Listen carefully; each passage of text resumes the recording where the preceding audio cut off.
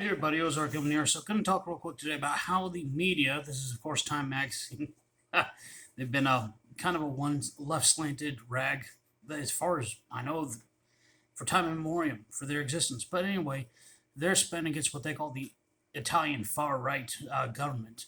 I like how the British, the BBC, media says it, the far right, anybody, literally anybody in Britain, saying we can't afford to put people up in four-star houses. It's doubling the population of our town. It's again, even that's far right. Working class people, dealing with crime and rampant everything, ethnic displacement in their own backyards. But anyway, the way that Time Magazine is covering this, and that ties into this, what's her name? Georgia Meloni has been elected the PM of Prime Minister of Italy.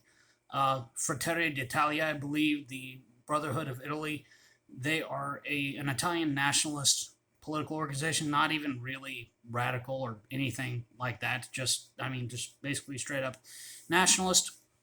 But they are apparently finally doing something about the migrant crisis. Apparently, it's not been as bad in Italy, and Italy is very much more against it than, say, France, which has been just drastically ethnically displacing the native French population with, foreign-born people. But these are largely young men.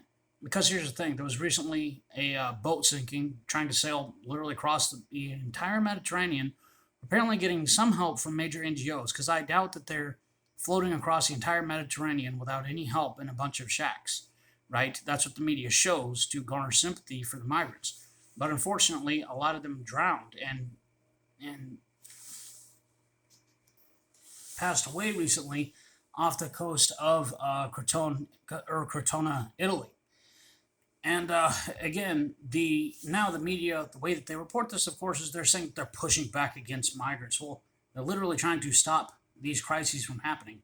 They're negatively affecting their people, ethnically displacing the native ethnic Italian people, and are also causing all of these unnecessary deaths. Because, like Gaddafi said when he was in charge of Libya, I don't know, maybe he may have been a cruel, evil dictator in many ways against his people. He also got them independent and off the central banks. Maybe that was really what the problem was. Oh, but anyway, we're dealing with the real problem there, aren't we? Um, he said that, I'm the only thing stopping all of Africa from flooding into Europe because Libya is the closest to Italy and is the gateway pretty much to the rest of Europe. And all these NGOs are helping, so-called NGOs, really funded by mass charities, billionaires, George Soros, to literally flood Europe with North Africa and the Middle East. But who displaced these people, right? The Western governments, especially, the U.S. government, EU, the entire globalist organizations, the Uniparty, I like to call them. So let's call them that. But they're trying to stop this from happening, which would literally save these lives and would also stop the Western nations from interfering in foreign nations, would stop them from, would keep us from messing around and meddling and destroying all these other nations and then flooding their populations here. Because there's been a secret, handshake deal between the neolibs and the neocon, both of them two sides of the same coin globalists. The old George Bush crowd, Liz Cheney, all that, the neocon, was about intervening and meddling around in foreign countries. And then the neolib side wants to bring all the foreign countries flood into the Western nations, so they don't have to deal with the pesky ethnically Western population anymore. Because we kind of get tired of their stuff when they mess with us. So they want to destabilize the vote, stabilize our numbers ethnically cleanse us from our own countries. Again, this is literally happening. There's no denying that. It's a soft genocide, sometimes violent genocide. But as you can see here, there are very often, bloody results by their own actions. And the nationalists, the anti-globalists, here's the ironic thing, and this is kind of the sum up the point of this entire thing. The only ones, and I mean the only ones, because there's nobody on the left, and not a lot of people on the right. A lot of people kind of have a clue a little bit about on the right, sort of anti-globalists, but they're not really grasping what's going on, especially ethnically speaking, against them. The only ones that actually care about not intervening in foreign affairs and leaving everybody exactly where they are at peace in their own countries, so this right here does not happen. The only ones are the ones who actually ethnically care about their own Western people and their Western nations. That's not really an irony. It's just, it might come across as an irony to some people, but that's the fact. We actually care about our own people. If people don't care about their own people, you really think that they're going to care about, other countries and other peoples? No. We want people who are in Africa to be able to stay in their own nations in Africa, unmeddled, unmessed with, not destabilized and overthrown for central banks. Because the Western people and the Western nations are getting messed over. These plans have been drafted and written for decades, decades, and decades. People in the EU and these Western nations get special awards for bringing in the most foreign migrants. The few who resist, like Poland and Hungary, are constantly badgered and hounded.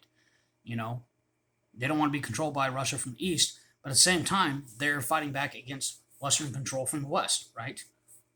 Because they don't want, the rainbow flag. It's the flag of being conquered as a Western nation, flying over them and forced mass ethnic displacement from their own native populations.